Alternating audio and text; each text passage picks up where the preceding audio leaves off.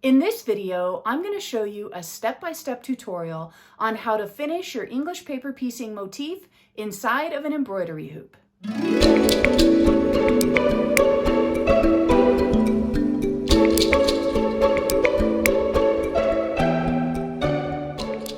Hello, my name is Janie, and you're watching the Maker Jane channel. If you're new here, welcome. This is where I share all things English paper piecing, from tips and tutorials to projects and more. So if you love EPP like I do, please consider subscribing. You can also follow me on Instagram and Facebook for more stitching goodness. Whether you're looking for inspiration to finish your English paper piecing project, or you've been following along with the skill building series, this is the right place to be. Together, we're going to finish this project from the Flowers and Butterflies Skill Building Series, pattern number 3, available in my shop. If you're new to the Skill Building Series, be sure to check out the links in the description where I've got all the information if you'd like to learn more and join the series. We're going to cover 2 different ways to applique your EPP motif to your background fabric, how to frame it in a hoop like this, and how to finish the back. So let's get started. Here's what you're going to need to make this project. First of all, you're going to need either your flower or your butterfly that we made in previous videos. In this video, I'm going to be showing you both. I'm going to do one by hand and one by machine. In addition to your motifs, you're going to need some background fabric. And I've chosen a white fabric that's kind of a white on white. I don't know if you can see it in the camera, but there's a really lovely leaf motif on this fabric, and I thought it would go really well with both of my motifs. You're going to need at least one embroidery hoop because I'm making 2 projects for you in this video. I'm going to show you what each of these will look like. So I found these on Amazon, and I will link to them down below in the description. One is oval and one is a circle. So I'm going to be doing the flower in the circle and the butterfly in the oval. And you basically want to select an embroidery hoop that's going to be large enough so that you can fit your motif inside of your embroidery hoop with room to spare all around it. You're also going to need some paper scissors and some cardboard. I have just been collecting old notebook, like lined paper spiral notebook covers. And I'm going to be using these for our backing. This is going to be like the finishing touch on the back of our embroidery hoop. And you're going to want some paper scissors so that you can cut your cardboard. You're also going to need a marking tool for marking your cardboard. The first applique method that I'm going to show you is hand applique. So for that, you're going to need some hand applique needles. These are milliner's needles, which is the same type of needle that I like to use for English paper piecing. But instead of using a size 11, which is what I use for English paper piecing, for the applique, I'm using size 8. And they're just a little bit thicker of a needle, a little bit easier to handle. They are still nice and long though. So these are going to be a good needle for applique. In addition to the needles, we obviously are going to need some thread. So I've selected 2 different colors because I'm working on 2 different motifs. I'll be using the green for this one. If you're not concerned with whether or not your stitches appear on the outside of your motif, then just pick one thread that, you know, will match the majority of your fabrics, and you should be fine with that. You might want to consider using a thread like an 80 weight thread or even a 100 weight thread if you want invisible stitches. Otherwise, you can use any all-purpose thread for this project. Let's talk thimbles. I like to put a thimble on my stitching finger. This is the finger that pushes the needle through the fabric.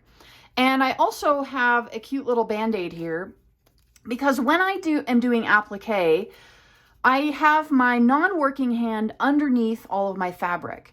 And as I'm sending my needle through the fabric, I need to be able to feel that needle so that I know that I've gone through the fabric before I come back up.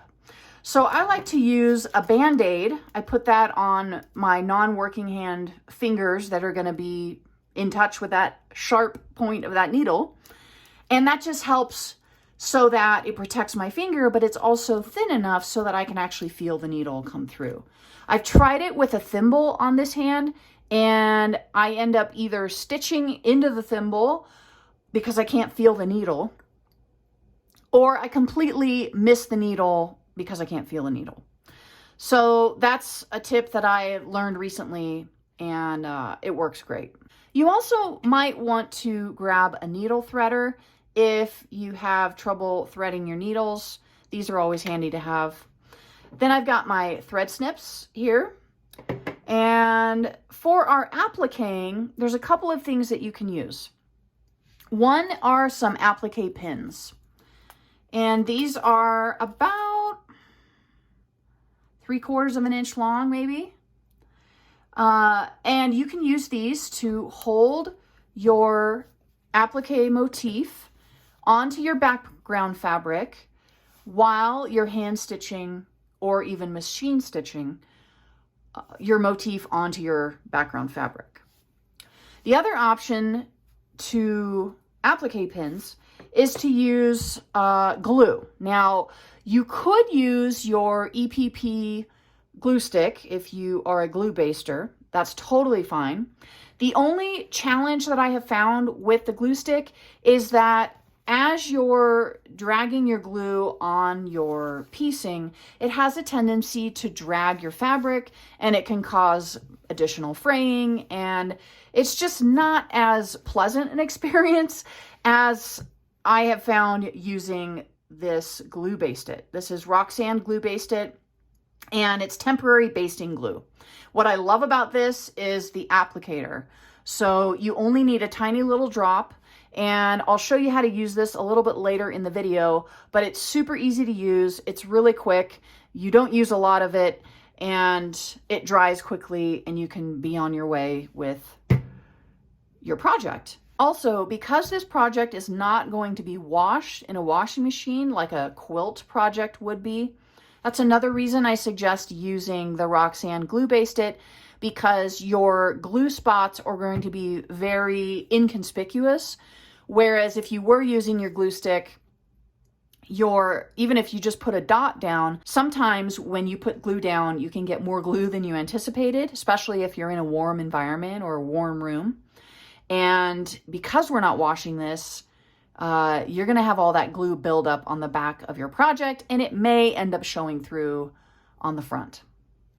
So let's head over to the pressing table. Oh, and I forgot to mention, the last item you're going to need, which is probably the most important item on the table, is an iron. And we're gonna be using a dry iron for this project because we want to press all of our seams, and we also want to remove our papers. So let's head over to the pressing table, and I'll show you what the first step is. What we want to do is we want to actually give our motif a nice, good press. That is going to set all of our stitches if we haven't set them already, which we should have done in the previous videos if you've been following along. So this way you can just double check. We're going to press our piece, our motif. That's going to set our stitches, and it's also going to help loosen up the glue if we've been glue basting, and it's going to help us to take the papers out, which we'll do after that. So I'm going to go ahead and give my first motif a nice good press. The other thing that does is it also helps set the seams along the edge. So the next step after we've given our motif a good press is we need to remove our papers. So there's a couple ways you can do this. One way is to just peel back your papers, as I've shown you in other videos. And some of your pieces are going to come out just fine with this method. But I have found that sometimes there are pieces that are a little bit stubborn, or maybe they're just a little small and kind of hard to get your fingers, to pick up the fabric if you've got a fairly small seam allowance. So what I like to do for more challenging pieces is I use this little tool here. You may have seen this in some of my other videos if you've been following me for any length of time, but this is actually a pottery tool, and it has this little beveled edge on it. And what's nice about that is that it allows me to get up underneath the fabric with that beveled edge and then kind of pry up. I like this tool because it helps prevent any unnecessary excess fraying of the fabric. Sometimes when you pull up on your seam allowances, any areas that may have already started fraying could get worse. So this tool helps with that as well.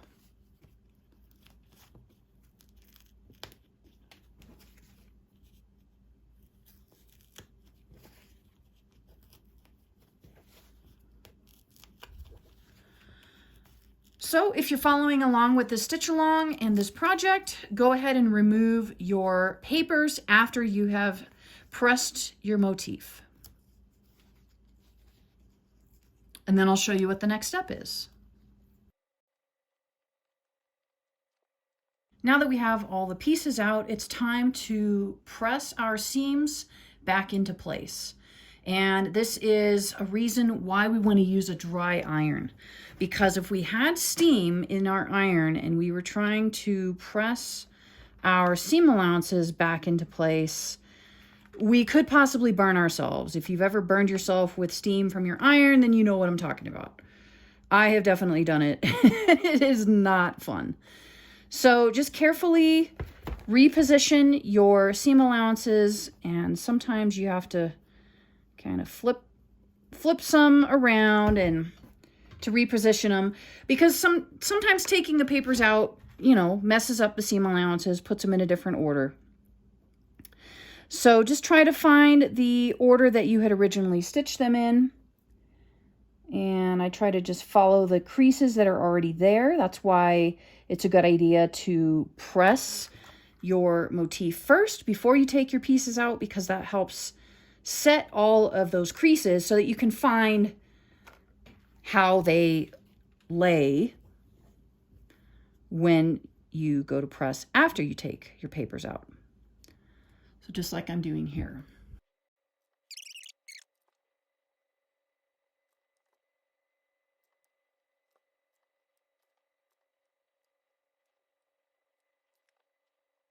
Okay, the next step is to go ahead and press all of your tails underneath. And this is just going to make the applique process a little bit easier.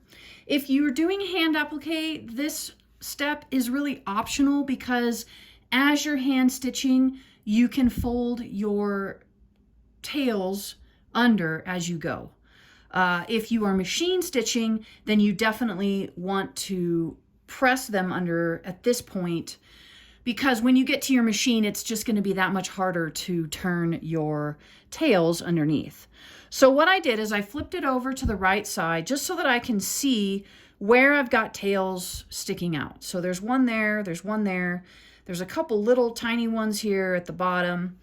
I've got one here, I've got this seam that keeps wanting to flip out. And then I've got, you know, just a few all the way around. So I'm just gonna work my way around. I'm gonna flip everything back over, and I'm just gonna systematically work my way all the way around the motif, pressing my tails underneath.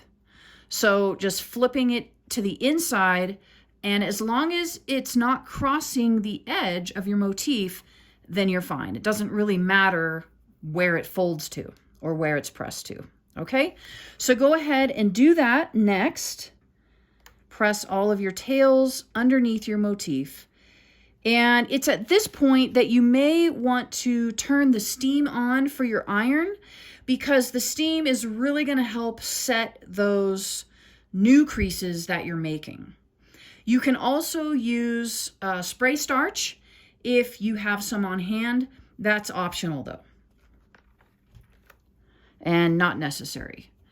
So there's that one. I'm going to go ahead and come to this corner here and just fold that over just like so, trying to keep that point that's right there at the corner nice and sharp. So trying not to fold your tails over too far so that you round out your nice sharp points of your butterfly or even of your flower. and just work your way around the motif. So here's another one that was kind of sticking out. So you've got a little bit of fabric here, you can see. I've got a little bit of fabric here that you can see. So I'm gonna go ahead and take that and fold it a little bit further down and give it a good press.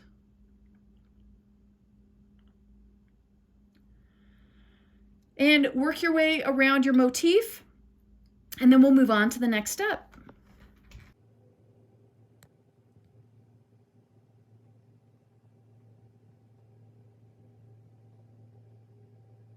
Next, it's time to cut your background fabric. So if you haven't done so already, you'll want to make sure that your fabric is pressed and ready for cutting. Lay your embroidery hoop down on your fabric, making sure that you've got at least 3 inches all the way around your hoop and even at the bottom. The reason for this is, number one, because we are appliquing our motif onto our background fabric may have a tendency to shrink or distort as we're stitching. And that's just kind of normal with applique. So this extra wiggle room around the edge is going to help us to not run out of fabric when we want to actually put the entire thing into our hoop.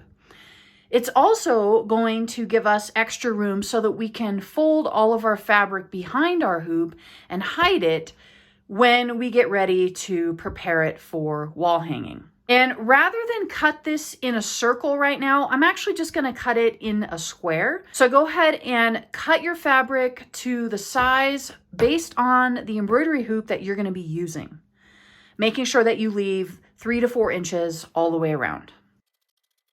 So I cut my fabric out to a 19-inch square for this particular size hoop, which looks like it's about 10 inches in diameter.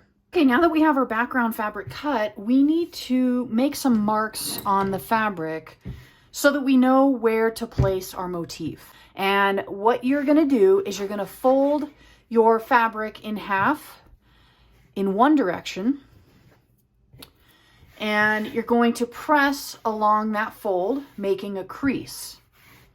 Then what you'll do is open your fabric up, turn it 90 degrees, and then fold it in half again, making a crease and pressing that crease. So you can see I'm just doing it finger pressing at this point, and it's already making a crease. I'll do it again this way just so you can see it a little bit better. And what that does is it actually gives us a crosshairs of sort. Then what you're going to want to do is grab your motif. And now it's time to place our motif. So what we want to do is we want to use the center of our crosshairs where they cross as our center point. And then we're going to use the vertical lines and the horizontal line to help guide us in placing our motif.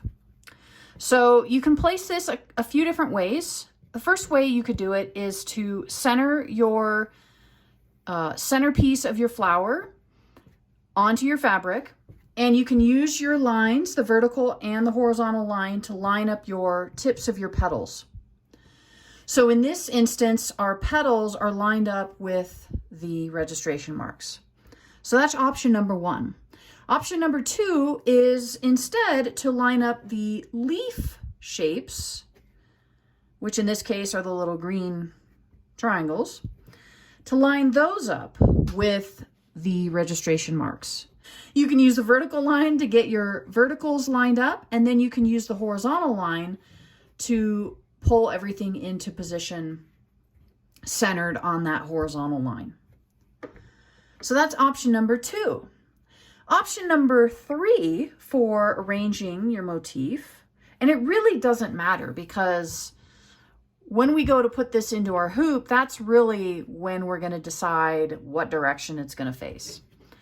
But I'm just letting you know so that if there's other motifs that you want to work with, or if you want to try this same technique with a different project, these are your options. So you can use these lines to line up any section of your motif that you want. So in this case, I'm actually lining up my registration marks with the indentation between the leaf motif and the petal. And then the same thing here. Then I just want to bring everything into alignment there and put it on that way. So those are a few options. That's basically how you use your registration marks that you've made on your fabric. So I think I like this positioning better. I'm going to go ahead and put my leaves on my registration marks, making sure I line them up on the horizontal line, the tips here, as well as on the vertical line. And doing so is going to ensure that your motif is centered on your background fabric. Now that we have our motif in position, what we need to do is we need to secure it to the background fabric. And basically, we're going to be basting it to the background fabric. So you can do this a couple of ways. One way is to use applique pins, which you can do. You can also use regular sewing pins, but applique pins are designed in such a way that they're nice and short, and the little pinhead is designed so that if you are hand stitching with these and your thread happens to get wound around your pins, which can sometimes happen, it will easily slide off because these little pinheads are graduated. They're not just, you know, one ball sitting on top of the pin. You've got this little gradation that helps the thread come off the pin. So you could use applique pins, but for the purpose of this video, I'm going to be using the Roxanne's Glue Basted Temporary Basting Glue and show you how this works. So we don't want to move our motif because it's in position and it's ready to be stitched. So what we're going to do is we're going to peel back a portion of it without moving the rest of it, and we're going to apply our basting glue to the back of our motif. And you really only need a tiny little dot of glue when you're using the Roxanne's Glue Based. So I'm putting one on each tip, and then I'm also going to put a dot about midway down the petal and also around the seam allowance of the center. And then I'm just going to flip this back over nice and gently, making sure I don't move anything, making sure I don't move my motif, and then just gently pressing it down with my fingers.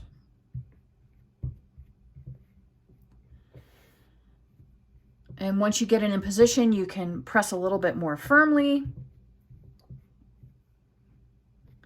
And then you'll just work your way around your flower shape. So you can already see it's already somewhat tacked down. It was somewhat sticky, so try not to lift where you've already glued. And just continue around your flower or butterfly if you're doing the butterfly. You may also want to add a dab of glue to the edges here of the petals just to help hold things in place, but you really don't need a lot of this glue.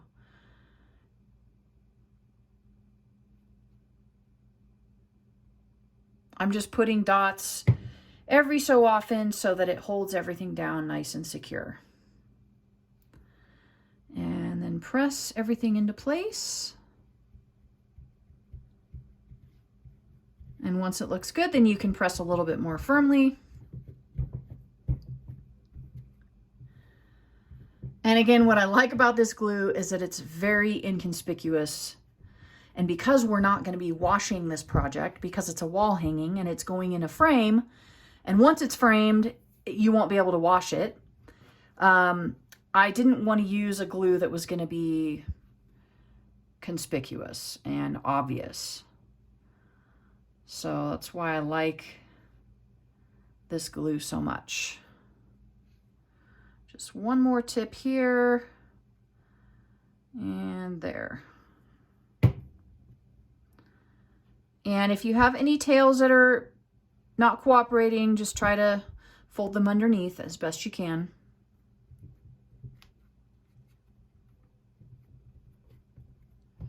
And give everything a nice, good, firm press. Okay, we're gonna let this dry and then we'll begin stitching. If you want to speed up the drying process, you can put this under a dry iron, a nice hot dry iron, and that will help the glue to dry a little bit quicker. Okay, we are now ready to stitch.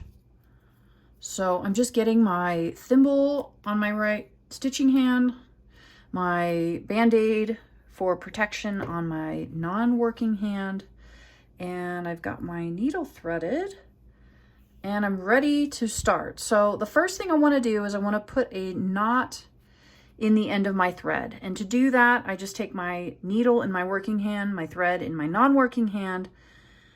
I use my index finger to hold the thread against the needle, and then I wind it around the needle with the opposite hand. This is what's called a quilter's knot.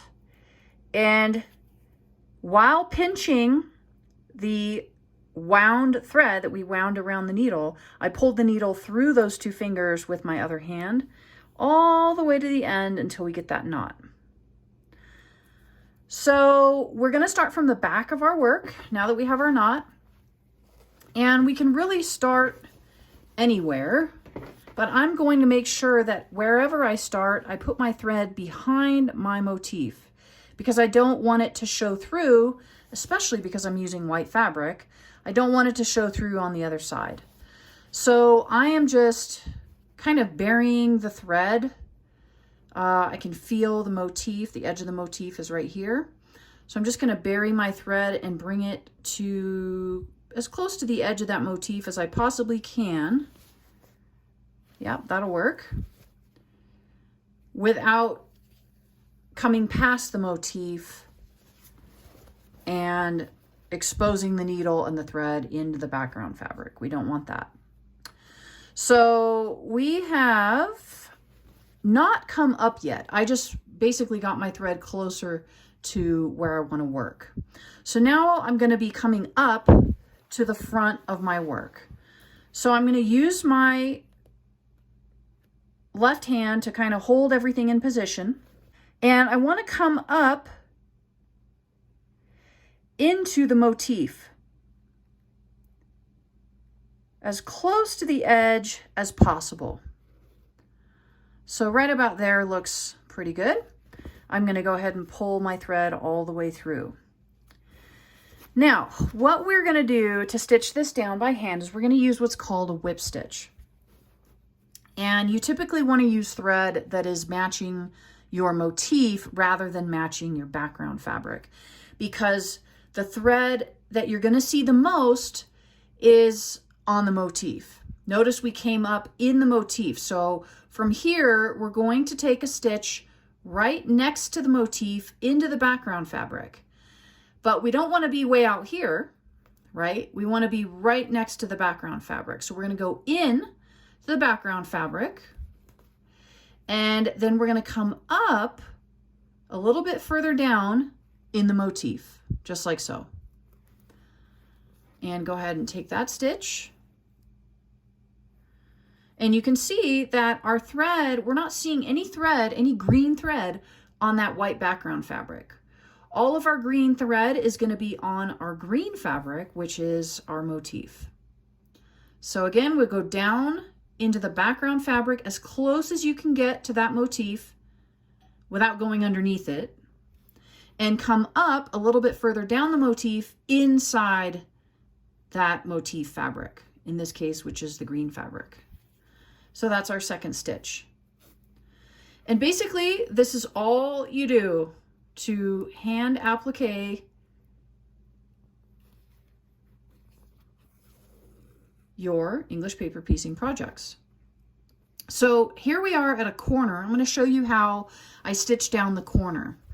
I took one stitch and I came up right at the tip of that petal in the motif fabric. What I want to do next is I want to go down right at that point, but I want to go down in the background fabric right at that point. So I'm going to go down And then I'm going to actually turn my corner and come up in the motif fabric around the corner. The key to having sharp points is that you go down right at that point, and you can even go down a little bit farther out from your motif to simulate a sharper point. So I'll show you what I mean. When I pull this tight, you can see a little bit of that green thread. And what that does is from far away, that's going to make that green fabric, let me get it on camera. From far away, that's going to make that green fabric look really sharp right at that point. So that's a little trick you can use when you're hand appliquing. So go ahead and continue around your motif in the same exact manner, going down into the background fabric right next to the motif, coming up in the motif, a few threads in, and taking your stitches all the way around until you've completed your entire motif. Once you've sewn around your entire motif, then I will come back and we will take a look at the next step in the project. Okay, so I'm coming up on the section where I started. So this is where I started my stitching, and I'm right here. So I'm just going to turn this corner and I'm going to show you how to finish off your thread and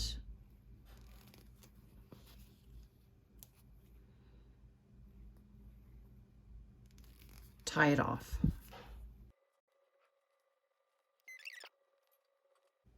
Okay, let me take one more stitch. All right, so I just came up through the motif fabric.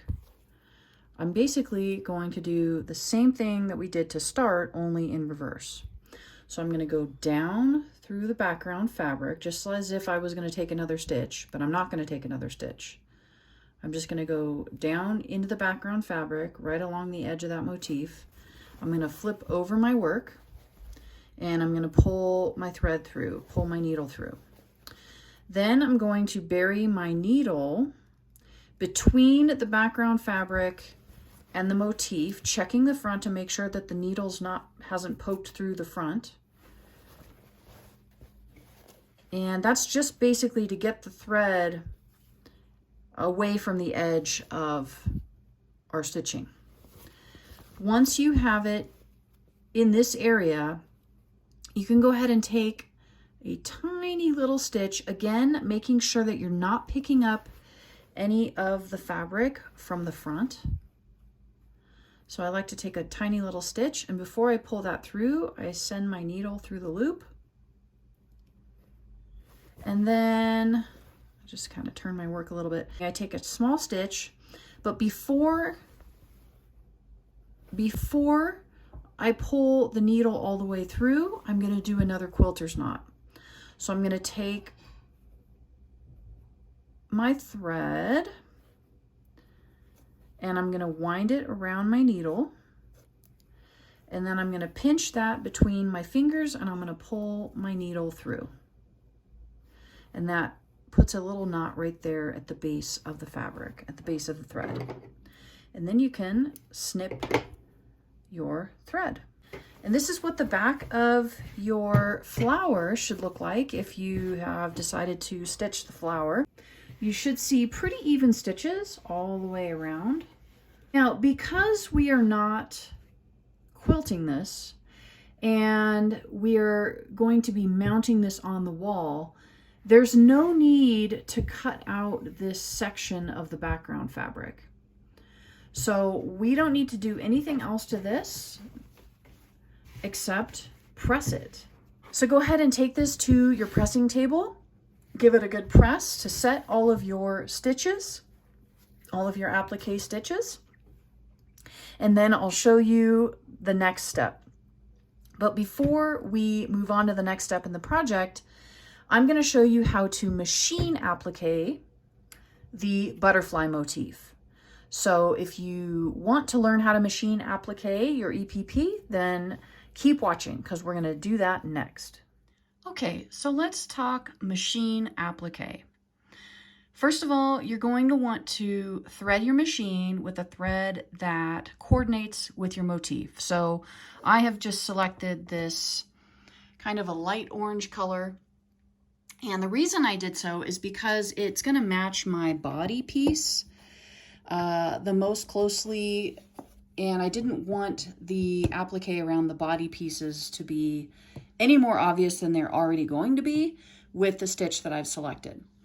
And I've decided to work with a stitch that's going to be adjustable so that I could really dial it in and make the stitches the least visible as possible. So let me show you which stitch I found on my machine that I'll be using. And the number on my particular machine is stitch number 57, which is this stitch right here.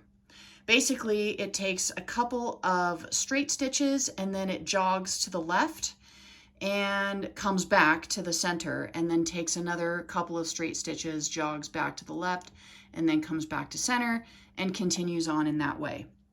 What I have found is, after making some adjustments, I figured out that the stitch width, meaning the width of that jog from left to right or from right to left, is about 1 millimeter, is working out really well. And then I lengthened the stitch length to 5 millimeters, and that is working out really nicely. It puts those two straight stitches that go right one right after the other at just the right length, and then puts enough space between the jogs to give a really good effect. You're going to want to make sure that you use the appropriate foot for your stitch. So this foot here is for more of a applique or embroidery stitch. It's got a nice wide opening here so the needle can go side to side if it needs to. And what I also like about this foot is that it's clear in the front, so I can actually see where my fabric is going as it's heading into the machine under the foot, and I can see very clearly, you know, where my needle is going to need to go as well. So let me go ahead and stitch and show you how this particular stitch works. So there's our first two straight stitches, and then it takes a little knot, and then it jogs to the left. So that's the stitch. And I'll do it again. So now we're going to do one straight stitch, the second straight stitch. Then it's going to take a couple stitches in place to tie that off. And then it jogs to the left right there and comes back. So if you can find a similar stitch to this one that I'm using on your machine, you're going to get the same effect. And what I recommend is practicing with a piece of scrap fabric. And that is what I did right here. I was trying out some different stitches. At first I tried this invisible stitch that's used for like a blind hem on pants. I didn't like how it created the V on that particular one, so I switched over to the stitch I'm using now. There, that might be a little bit easier to see. And then I just started playing with the stitch width and the stitch length until I found something that I liked. And when you practice on scrap fabric, that will also give you an opportunity to get a feel for the rhythm of the stitch and the order that the stitches come in. And it's important that you get used to your stitch in that way, because as we start working around these curves, we need to know what the next stitch is going to be so that we know how to adjust our fabric.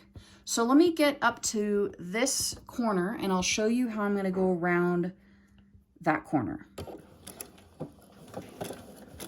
And as you're stitching those straight stitches, you just want to make sure that you're stitching right along the motif. You don't want to be stitching on the motif for those straight stitches. And then once it jogs over to the left to grab the motif, that's when the stitch will go into your butterfly or your flower, whatever it is you're stitching. And then it will come back to the straight stitch and stitch along the edge of it into the background fabric. Okay, so I'm just going to take a peek here. We are coming up on the corner, and it looks like I'm going to have enough distance between where I'm at now and the corner to go ahead and take those 2 straight stitches. So I'm going to let the machine take the 2 straight stitches, and then I'm going to stop. So there's 1, 2. I know that it wants to take a single stitch in place, so I'm going to let it do that. And the next stitch is going to be the jog to the left, so I'm going to let it do that as well. There we go. And then I'm going to go back into the fabric, and I'm going to let my foot, presser foot, lift. Now I have a setting on my machine that will automatically lift my presser foot in between stitches if I pause. If you don't, then you can just manually lift your presser foot and proceed from there. So we want to lift our presser foot because it's time to turn our work. And I'm going to raise my presser foot a little bit higher so that you can hopefully see underneath. I'm right at the point of that corner with my needle in the background fabric. There, you can see that. I've already taken the stitch that jogs to the left into the motif. And the next stitch it's going to take is a straight stitch. So I need to make sure that I turn my work so that the straight stitch will continue along the next edge of my motif. So I'm just repositioning, and you always want to reposition. Anytime you need to turn your work or reposition, you want to do that when your needle is in your background fabric. Because if you have your needle in your motif fabric and you go to reposition, that's going to actually change the angle of your jog stitch, and you may end up with a stitch that looks more like a V instead of just a single stitch side to side. Okay, so I'm going to adjust here and continue on.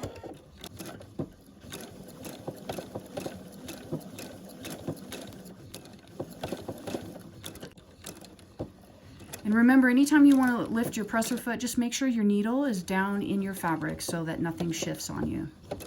Okay, so that's 1. I'm going to do another double check. And let's see if I can get one more to that corner. There we go. And I'm going to drop my needle and lift just to make sure. I almost made it to the corner.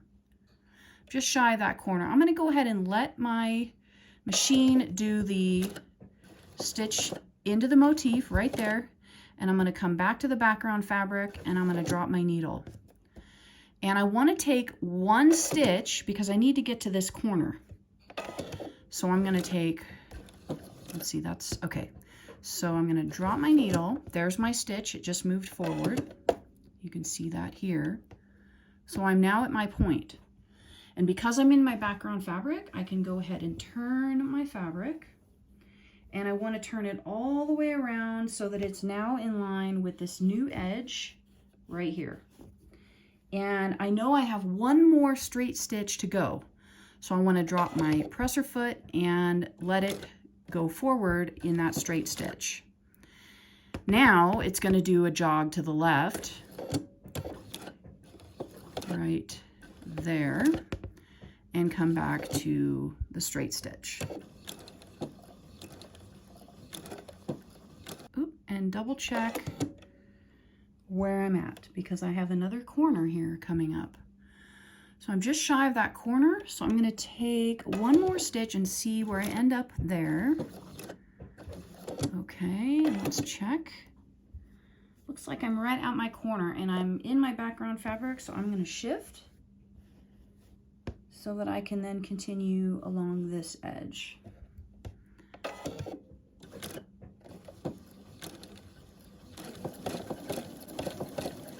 And again, you want to try to keep your straight stitches off of your main motif. You want to keep your straight stitches into your background fabric, but you want to be as close to your background fabric as possible. So you can see here, let me just show you this.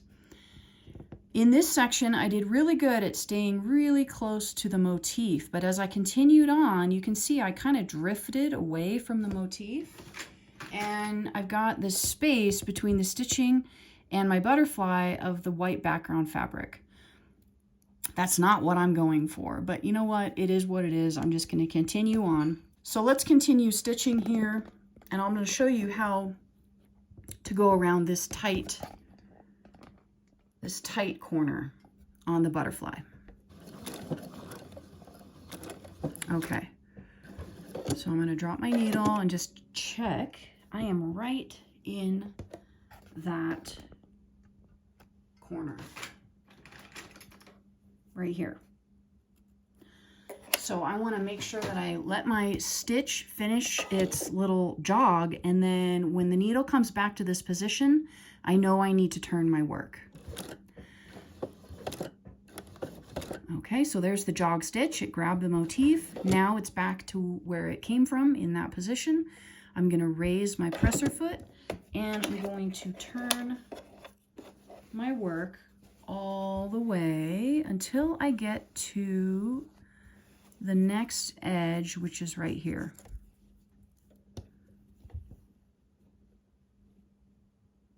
And continue stitching.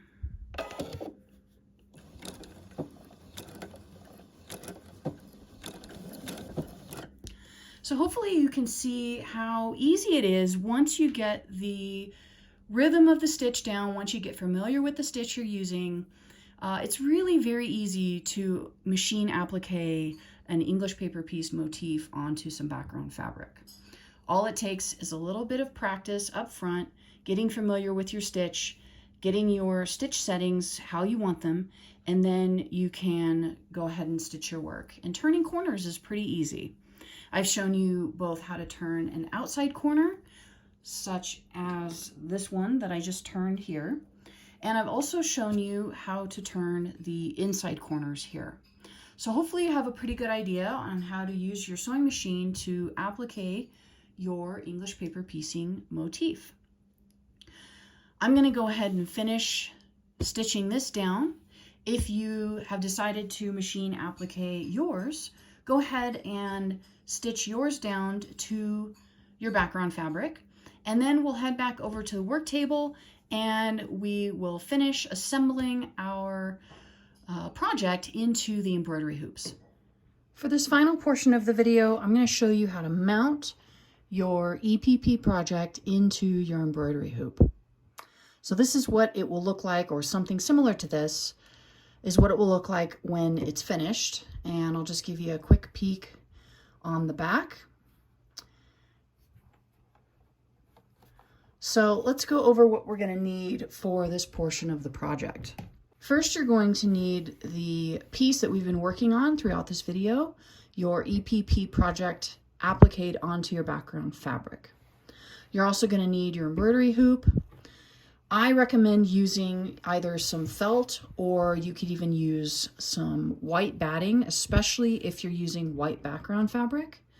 If you're using a darker background fabric, you may not need to use the batting. You may be able to skip that step.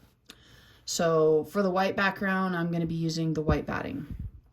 You also need your cardboard pieces, and because I don't have a cardboard piece that's big enough to fit this entire circle, I'm actually going to use 2 cardboard pieces, and I'll show you how I do that later on. You're going to need your paper scissors to cut your cardboard, a marking tool because we want to trace onto our cardboard. I've got a needle and thread here, and I also have some pinking shears. These are optional, but we will be cutting our fabric, and pinking shears just help the fabric, prevent the fabric from fraying. But you can use regular fabric cutting scissors if that's all you have. Okay, the first step is to trace our cardboard, and to do that we need our embroidery hoop, our marking pen, and our cardboard pieces. And I mentioned already that I'm having to use 2 pieces of cardboard because I don't have a piece that's going to fit the entire width of my circle, but that should be okay. I'll show you how I'm gonna make that work. So I'm gonna cover up these circles because I don't want circles in my cardboard for my piece. So I'm just gonna move my embroidery hoop over to leave those circles out. And I'm going to go ahead and trace around the inside hoop on my cardboard. Then, so I've got one. Then I'm going to bring the other one over and I'm going to do the exact same thing on the other side of the circle.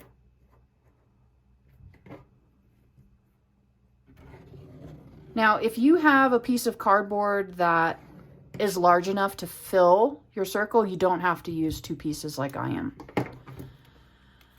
Okay, so now we want to cut out the line that we drew.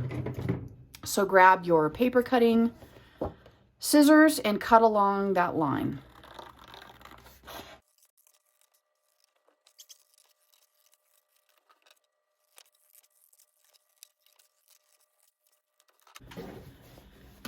Next, we need to do the same exact thing with our batting if you're using batting.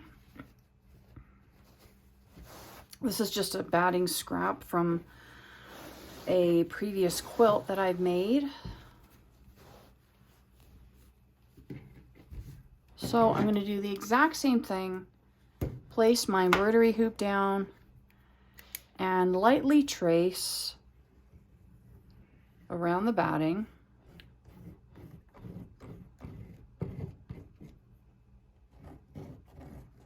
I'm just using a Sharpie pen. You could use a friction pen if you wanted to.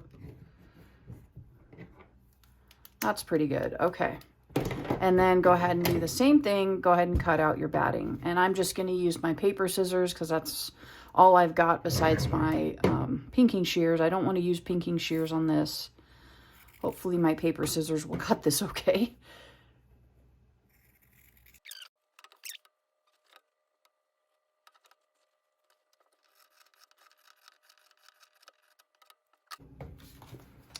Okay, at this point, we're going to start assembling our project. So you should already have a pressed and ready to go motif appliqué to your background. If you haven't pressed it nice and flat yet, make sure you do so before you move on to this next step. Because once it's in your hoop, you do not want to have to remove it again. So the particular hoop that I'm using is very pliable and moves around quite a bit. Your hoop is going to be probably slightly different than mine. You could use a regular wooden embroidery hoop. You could use a more traditional plastic embroidery hoop, or you can use something like this that's more on the decorative end of the spectrum. Either way, it should work just fine. So you want to remove the outer hoop from your display, whatever you decide to use, and center your motif, whether it's the flower or the butterfly. You want to center that over the inside hoop, like so. And before you add your outer hoop, try to center it as best you can, looking at the border around here. And if you can see through your fabric, that can be helpful. So I can see the white ring through the white background fabric, and I'm just kind of eyeballing to just make sure I've got about the same amount of distance between all of my petal tips and the white hoop. And when you're happy with the way it looks, then you can go ahead and place your outer hoop. And for this particular style of hoop, I have found that it's easiest to start on one end, and then I use my hands to push the remainder of it around the circle until it's secured. Once you've got your outer hoop on, then you can come back and you can adjust and just lightly tug at your fabric, tightening up any spots that might have rippled or that don't look as straight as you'd like them to. Now what we need to do is we need to flip over our work, and we're going to go ahead and insert our batting layer. And again, the reason I'm using the batting is because my background fabric is semi-translucent because it's white. So this is just going to help that to not be so translucent and to actually look white from the front. So now that that's in, now what we want to do is we want to go around and we want to cut our fabric. And we're going to use the pinking shears or our fabric shears for this step. And when you go in to cut, you don't want to cut too close to your frame. You want to leave about 1 inch from the edge of your frame out. And just cut at that distance all the way around your frame.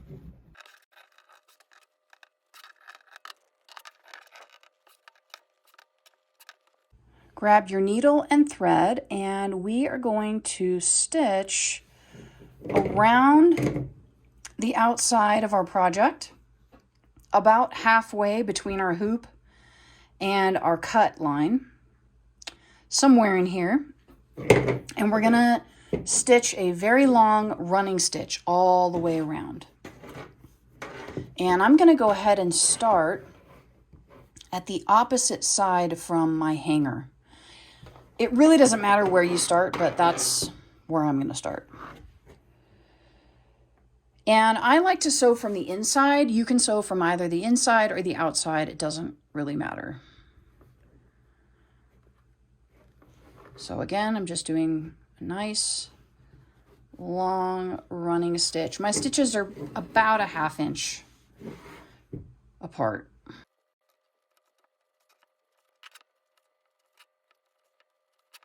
You want to leave a tail of several inches because what we're going to do next is you want to have enough thread to hang on to, and just gently pull on your 2 thread tails until all of your fabric gathers up together in the center.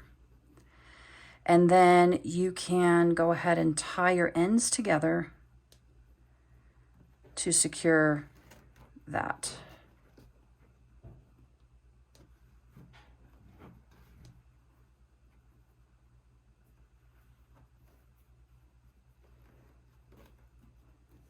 And then you can snip your thread.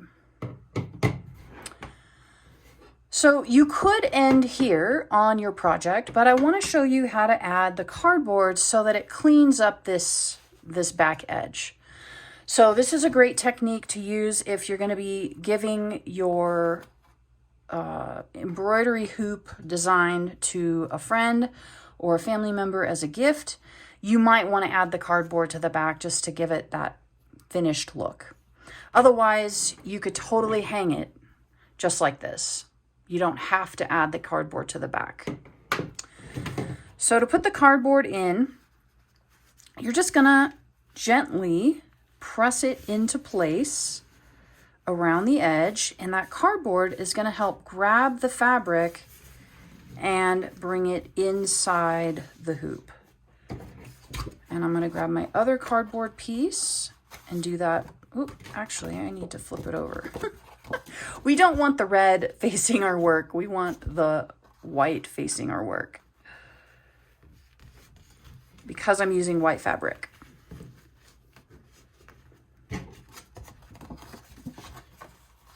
And again, if you were just using one cardboard piece, you would just continue pressing that around as one piece, but because I'm using the 2, I have to kind of insert one and then the other. And I'm noticing that I have a little bit of bowing going on because I am using the 2 pieces. So what I'm probably going to do is come back through with a piece of tape and just secure that to the other cardboard piece. But our project is finished.